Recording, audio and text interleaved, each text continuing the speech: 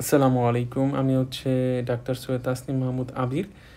তো আজকে আমি কোয়াগুলেশন পাথওয়ে নিয়ে আলোচনা করব, যেটা আমাদের জন্য খুবই ইম্পর্টেন্ট। তো কোয়াগুলেশন পাথওয়ের মধ্যে আমি প্রথম যেটা আলোচনা করব সেটা হচ্ছে আমাদের ক্লটিং ফ্যাক্টর। আমরা জানি আমাদের 13টা ক্লটিং ফ্যাক্টর আছে, এর মধ্যে 12টা আসলে ফাংশনাল, সেটা আমরা জানি। তো আমাদের কোয়াগুলেশন পাথওয়ে হচ্ছে দুইটা, একটা হচ্ছে এক্সটেন্সিক পাথওয়ে, এটা আমরা বলি সেটা ইন্ট্রিনসিক পাথওয়ে। এক্সটেন্সিক মানে হচ্ছে যেটা ব্লাড ভেসেলের বাইরে থেকে স্টিমুলেশন পাচ্ছে, ইন্ট্রিনসিক যেটা ব্লাড ভেসেলের ভিতর থেকে পাবে।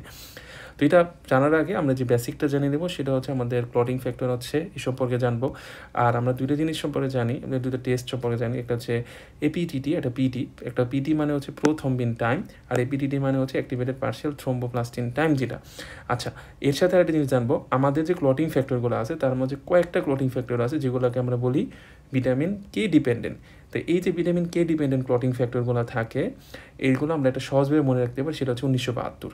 আমরা এটা উল্টার দিক থেকে চিন্তা করব, এটা হচ্ছে কি, তো 2, 7, 9 আর একের সাথে এটা 0, 10, অর্থাৎ 2, 7, 9, 10। এবং এরা হচ্ছে সাধারণত আমাদের যে ক্লটিং ফ্যাক্টরগুলোর ভিতরে 2, 7, 9, 10, এরা হচ্ছে আমাদের ভিটামিন কে ডিপেন্ডেন্ট, অর্থাৎ ভিটামিন কে এর সাহায্যে এরা আমাদের অ্যাক্টিভেটেড হয়।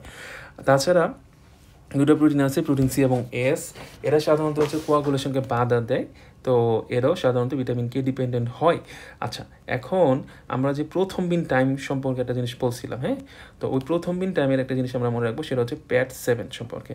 তো PAT7-এর ইম্পর্টেন্সটা হচ্ছে, PAT7-এর দেখেন পিটি, হ্যাঁ, PAT7-এর পিটি নিলাম আর আলাদা করলাম, থেকে মনে রাখবো এক্সটেন্সিক পাথওয়ে। অর্থাৎ আমাদের যে কোয়াগুলেশন পাথওয়ের যে এক্সটেন্সিক পাথওয়েটা আছে তার সাথে প্রথমবিন টাইমের রিলেশন থাকে। এবং এখানে একটা ফ্যাক্টরের অ্যাসোসিয়েশন আছে, সেটা হচ্ছে ফ্যাক্টর 7। হ্যাঁ, এই ফ্যাক্টর 7টা কিন্তু ভিটামিন কে এর সাথে অ্যাসোসিয়েটেড। অর্থাৎ কোনো পেশেন্টের যদি ফ্যাক্টর 7 ঘাটতি হয়, তাহলে তার কী হবে, প্রথমবিন টাইমটা কী হবে, তার বেড়ে যাবে। আর এই যে PAT7-এর 7, অর্থাৎ এই 7-এর সাথে একটা পাথওয়ের অ্যাসোসিয়েশন আছে, সেটা হচ্ছে এক্সটেন্সিক পাথওয়ে। অর্থাৎ কোনো পেশেন্টের যদি এক্সটেন্সিক পাথওয়েতে কোনো ঝামেলা হয়, এক্সটেন্সিক পাথওয়েতে ঝামেলা মানে তার ফ্যাক্টর 7-এর ঝামেলা, আর ফ্যাক্টর 7-এর ঝামেলা হলে তার প্রথমবিন টাইমটা বেড়ে যাবে। তারপর একটা জিনিস বলছিলাম, সেটা হচ্ছে এপিটিটি। তো এপিটিটির ক্ষেত্রে আমি যেটা মনে রাখবো, সেটা হচ্ছে পিট। তো পিটের আই থেকে ইন্ট্রিনসিক পাথওয়ে, ডাবল টি মানে হচ্ছে এপিটিটি। অর্থাৎ আমাদের ইন্ট্রিনসিক যে পাথওয়ে আছে তার সাথে আমাদের কি, আমাদের এপিটিটি, অর্থাৎ অ্যাক্টিভ পার্শিয়াল থ্রোম্বোপ্লাস্টিন টাইমের অ্যাসোসিয়েশন থাকে। এর সাথে একটু জাস্ট মনে রাখবো কয়েকটা ফ্যাক্টর অ্যাসোসিয়েশন থাকে, সেটা হচ্ছে 8, 9, 10, 11 এবং 12। তাহলে এই 8, 9, 10, 11, 12 এই কয়েকটা ক্লটিং ফ্যাক্টরে যখন ঝামেলা হবে, তার মানে ইন্ট্রিনসিক ফ্যাক্টরে ঝামেলা। তাহলে এই ক্লটিং ফ্যাক্টরে ঝামেলা, ইন্ট্রিনসিক ফ্যাক্টরে ঝামেলা, তার মানে ওই পেশেন্টের এপিটিটি পরিমাণ বডিতে বেড়ে যাবে। ঠিক আছে। আচ্ছা, এখন আমি দুই পাথওয়ের মধ্যে কি বুঝলাম, যে এক্সটেন্সিক পাথওয়ের সাথে প্রথমবিন টাইমের রিলেশন থাকে, ইন্ট্রিনসিক পাথওয়ের সাথে এপিটিটি রিলেশন থাকে। আচ্ছা, তো আমি এক্সটেন্সিক পাথওয়ের মানে আমরা কি দিয়ে মনে রাখছিলাম, সেটা আমরা বলছিলাম PAT7 দিয়ে, ঠিক না? তো PAT7-এর যেটা আমরা বলছি, এক্সটেন্সিক পাথওয়ের সাথে ফ্যাক্টর 7-এর অ্যাসোসিয়েশন থাকে। তো যাই হোক, আমাদের এখানে এক্সটেন্সিক পাথওয়ের সাথে ফ্যাক্টর 7, আর যেহেতু ইন্ট্রিনসিক মানে এপিটিটি, তার মানে দেখবো আমাদের যে 8, 9, 10, 11, 12 এর সাথে সম্পর্ক হবে ইন্ট্রিনসিকের, আর ফ্যাক্টর 7 হচ্ছে এক্সটেন্সিকের। কিন্তু আসলে এই যে আমাদের পাথওয়ে, দুইটা পাথওয়ের একটা কমন পাথওয়ে আছে, মানে দুইটা পাথওয়ে এসে একটা জায়গায় মিলিত, সেটা হচ্ছে ফ্যাক্টর 10-এ এসে। অর্থাৎ দুইটা পাথওয়ে দিয়ে আমাকে ফ্যাক্টর 10-এ আসতে হবে, এবং ফ্যাক্টর 10-এর পরে পুরোটা আমার সেম। যেমন আমি যদি এক্সটেন্সিক পাথওয়ে চিন্তা করি, যেটা আমরা বলছি এখানে, এটা যদি ব্লাড ভেসেলস হয়, তো ব্লাড ভেসেলের বাইরে থেকে আমার স্টিমুলেশন আসবে, সেটা যেন আমাদের টিস্যু ফ্যাক্টর। তো টিস্যু ফ্যাক্টর কী করবে, আমরা যেহেতু বলছি এক্সটেন্সিক পাথওয়ের সাথে 7-এর সম্পর্ক, সে ফ্যাক্টর 7-কে অ্যাক্টিভেট করে 7A তৈরি করলো। 7A দেখেন কি করবে, ফ্যাক্টর 10-কে 10A-তে রূপান্তর করলো। তো আমাদের টার্গেট ছিল ফ্যাক্টর 10A পর্যন্ত আসা, তো এক্সটেন্সিকে আমরা কিন্তু 10A-তে চলে আসলাম। এখন ইন্টেন্সিকে আসেন, সেটা আমাদের 1972, যেটা আমরা বলে আসছিলাম। তো 1972-এর ভিতরে আমাদের তো 7 চলে গেল, থাকলো কত, 9 এবং 10। তাহলে এই যে 9, 10, আর সাথে আমি 11, 12 যোগ করে দিই, আর সাথে 8টাও যোগ করে দিই। তাহলে এই 8, 9, 10, 11, 12 এদের সাথে আমরা সম্পর্ক বলছিলাম এপিটিটির সম্পর্ক। তাহলে আমি এই যে এপিটিটির সাথে ইন্টেন্সিকের মান, তাহলে 12 দিয়ে শুরু করতেছি। তো এই যে আমাদের যে 12 নম্বরটা যে পাথওয়েটা আমরা পাচ্ছি, তো এই 12 কী করবে দেখেন, 11A বানালো, 11A সে 9-কে 9A বানাবে, 9A এবং অন্যদিকে 8, এরা একত্রে হচ্ছে 10কে 10-এ, অর্থাৎ 8, 9, 10, 11, 12 এরা অ্যাপিডিটির সাথে রিলেটেড। আবার দেখেন এখানে 10 পর্যন্ত আসার জন্য যে ইন্ট্রিনসিক পাথওয়েটা ছিল সেটা 12, 11কে 11, 9কে 9 এবং 8 একত্রে 10কে কনভার্ট করে ফেলছে। তাহলে এটা হলো ইন্ট্রিনসিক পাথওয়ে, ঠিক না? তাহলে এখন একটা জিনিস আমরা বুঝলাম যে আমার যদি ইন্ট্রিনসিক পাথওয়ের যে দেখেন এই ফ্যাক্টরগুলো অর্থাৎ 8, 9, 10, 11, 12তে কোনো ঝামেলা হয় তাহলে আমাদের কি হবে, ওই পেশেন্টের দেখবেন এপিডিটি বেড়ে গেছে। আর কোনো পেশেন্টের যদি ফ্যাক্টর 7-এ ঝামেলা হইতো তাহলে তার হচ্ছে প্রথম বিন টাইমটা বেড়ে যাবে। এখন আমাদের পরের কমন পাথ, এখন ফ্যাক্টর 10 কি করবে দেখেন, আমাদের যে প্রথম বিন থাকে যেটা আমাদের 2 নম্বর ফ্যাক্টর, সে প্রথম বিনকে থ্রম্বিনে রূপান্তর করবে।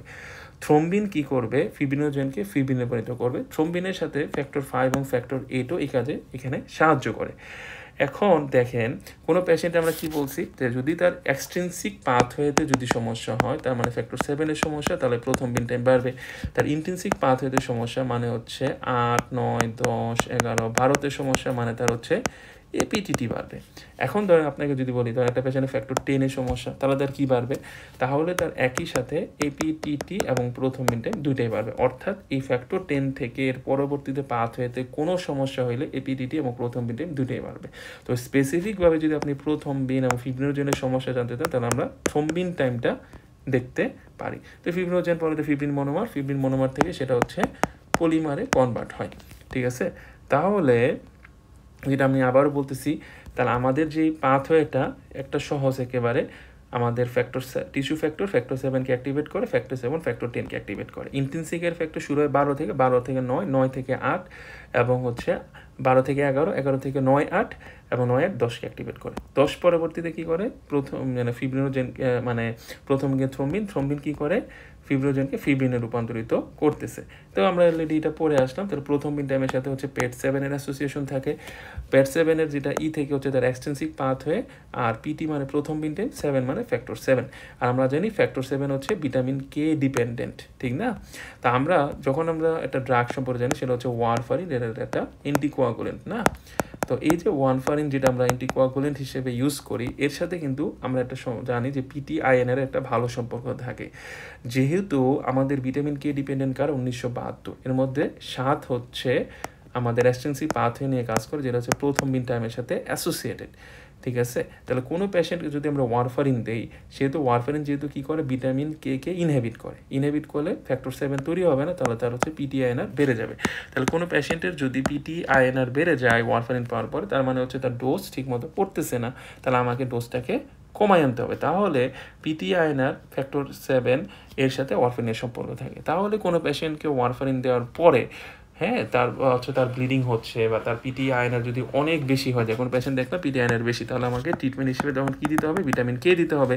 ভিটামিন কে দিলে কি হবে, ভিটামিন কে দিলে ফ্যাক্টর 7 অ্যাক্টিভেটেড হবে। ফ্যাক্টর 7 অ্যাক্টিভেট হলে আমাদের পিটিআইএনআর অটোমেটিক কমে আসবে। এখন এপিটিটির ক্ষেত্রে আসি। এপিটিটির সাথে ইন্ট্রিনসিক পাথওয়ে সম্পর্ক ছিল, আমরা বলছিলাম পিট দিয়ে মনে রাখতে।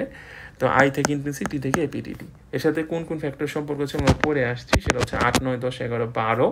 এই 8, 9, 10, 11, 12-র সাথে এই পিট, টি থেকে এপিটিটি, আই থেকে ইন্ট্রিনসিক পাথওয়ে। তো এই 8, 9, 10, 11, 12-তে ঝামেলা হলে পেশেন্টের এপিডিটি বেড়ে যাবে। একটা ড্রাগ আছে আমরা জানি হ্যাপারিন। হ্যাপারিন কীভাবে কাজ করে, সাধারণত সে হচ্ছে 9, 10, 11, 12 এদেরকে ইনহেবিট করে। তাহলে কোনো পেশেন্ট যদি হ্যাপারিন পায়, সে হ্যাপারিন কতটুকু পাচ্ছে বা তার ডোজিংটা ঠিক হচ্ছে কিনা, তা আমরা কী দিয়ে মনিটর করবো, এপিটিটির সাহায্যে মনিটর করব। আচ্ছা, তাহলে ওয়ারফারিনকে মনিটর করবে প্রথম বিন টাইম, হ্যাপারিনকে এপিটিটির সাহায্যে। হ্যাঁ, তাহলে ওয়ারফারিন হচ্ছে প্রথম বিন টাইম, হ্যাপারিনকে আমরা এপিটিটি, ওই যে 9, 10, 11, 12, আর ওয়ারফারিন হচ্ছে ফ্যাক্টর 7-এর সাথে অ্যাসোসিয়েটেড। এখন আমরা তাহলে কি বুঝলাম, যে প্রথম বিন টাইমের ক্ষেত্রে হচ্ছে এক্সটেন্সিক পাথওয়ে, এপিটিটির ক্ষেত্রে হচ্ছে ইন্টেন্সিক পাথওয়ে, আর ফ্যাক্টর 10 থেকে পরবর্তী পুরোটাই হচ্ছে আমরা এপিটিটি এবং প্রথম বিন টাইম। আর যদি আমরা হচ্ছে থ্রম্বিন এবং হচ্ছে মানে প্রথম বিন থেকে যে থ্রম্বিনটা আসছে এবং ফিব্রিনোজেনতে ফিব্রিন আসছে, এই জিনিসটাকে মেজার করতে চাই, তাহলে আমরা দেখব থ্রম্বিন টাইমটা মেজার করবো। হ্যাঁ, এটা হচ্ছে থ্রম্বিন টাইম। যদি আমি স্পেসিফিকভাবে দেখতে চাই, তবে আমরা আসলে ফ্যাক্টর 10 থেকে পরে যদি দুইটাই এলিভেটেড হয়, একটা পেশেন্টের দেখলাম এপিডিটি পিটি দুইটাই এলিভেটেড, তার মানে বুঝতে হবে পেশেন্টের ফ্যাক্টর 10 থেকে এর নিচে একটা ঝামেলা আছে। তাহলে আমরা এটা অলরেডি পড়ে আসছি। তো এখন আমি একটা উদাহরণস্বরূপ বোঝাই যে কেন আমাদের এই কোয়াগুলেশন পাথওয়ের সাথে আমি এপিডিটি এবং পিটির কথা বলছি। এর যেমন হচ্ছে আমাদের একটা গুরুত্বপূর্ণ দুইটা ডিজিজ হচ্ছে, একটা হিমোফিলিয়া, এটা হচ্ছে বন উলমেন ডিজিজ।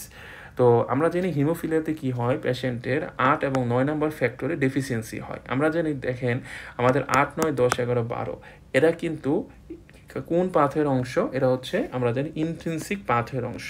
হ্যাঁ, ইন্ট্রিনসিক পাথওয়েতে আমরা জানি আমরা পিট থেকে মনে রাখছিলাম, টিটি থেকে হচ্ছে এপিটিটি, আই থেকে ইন্ট্রিনসিক। তো এখন আমি বলছিলাম যে এই 1, 2, 3, 4 এই 4টা ফ্যাক্টরে যে কোনো একটাতে ঝামেলা হইলে আমাদের এপিটিটি বেড়ে যাবে। যেহেতু হিমোফিলিয়াতে 8 এবং 9 ঝামেলা, তার মানে কি হিমোফিলিয়াতে পেশেন্টের এপিটিটি বেড়ে যাবে। আবার যদি আসেন বন উইলম্যান ফ্যাক্টর ডিজিজ, বন উইলম্যান ফ্যাক্টর কী করে? প্লেটিলেটকে সাধারণত অ্যাগ্রিগেশনে সাহায্য করে। এখন একটা পেশেন্টের বন উইলম্যান ফ্যাক্টর ডিজিজে তার বন উইলম্যান ফ্যাক্টরটা ঘাটতি থাকে। আমাকে একটা জিনিস জানতে হবে, বন উইলম্যান ফ্যাক্টর একটা ফ্যাক্টরকে ক্যারি করে, ফ্যাক্টরের নাম হচ্ছে 8। এখন আমরা অলরেডি জানি 8 নাম্বার ফ্যাক্টরের সাথে কার সম্পর্ক? Intrinsic pathway. ইন্ট্রিনসিক পাথওয়ের সাথে কার সম্পর্ক? এপিটিটি। তার মানে বন উইলম্যান ফ্যাক্টর ডিজিজেও পেশেন্টের এপিটিটি বেড়ে যাবে। আবার আমরা ওয়ারফারিন সম্পর্কে জানি, ওয়ারফারিন ভিটামিন কে বাধা দেয়। তো 1972-এর যেটা আমরা জানি যে 7 নাম্বার আছে, 9, 10 তো এপিটিটি ঠিক আছে, তবে 7 নাম্বারটা আমরা জানি কিসের সাথে সম্পর্কিত? প্রথম মিন টাইমে। এই জন্য ওয়ারফারিনের সাথে পিটিআইএনের রিলেশনটা দেখি। এখন আপনি বলতে পারেন এখানে তো 9, 10 আছে, এপিটিটিও বাড়ে। হ্যাঁ, এপিটিটিও বাড়বে, কিন্তু প্রথম মিন টাইমটা আগে বাড়ে এবং এটা বেশি স্পেসিফিক, এই জন্য আমরা এটা এখানে দেখি। তাহলে প্রথম মিন টাইমের সাথে ফ্যাক্টর 7, এপিটিটির সাথে হচ্ছে 8, 9, 10, 11, 12 অ্যাসোসিয়েশন। প্রথম মিন টাইম হচ্ছে এক্সটেন্সিক পাথওয়ে, এপিটিটি হচ্ছে ইন্ট্রিনসিক পাথওয়ে। এক্সটেন্সিক পাথওয়ের সাথে ফ্যাক্টর 7, ইন্ট্রিনসিক পাথওয়ের সাথে 8, 9, 10, 11, 12 অ্যাসোসিয়েশন। এটাই হচ্ছে আমাদের বেসিক পড়া। তা আজকের জন্য এতটুকুই। ধন্যবাদ। সালামু আলাইকুম।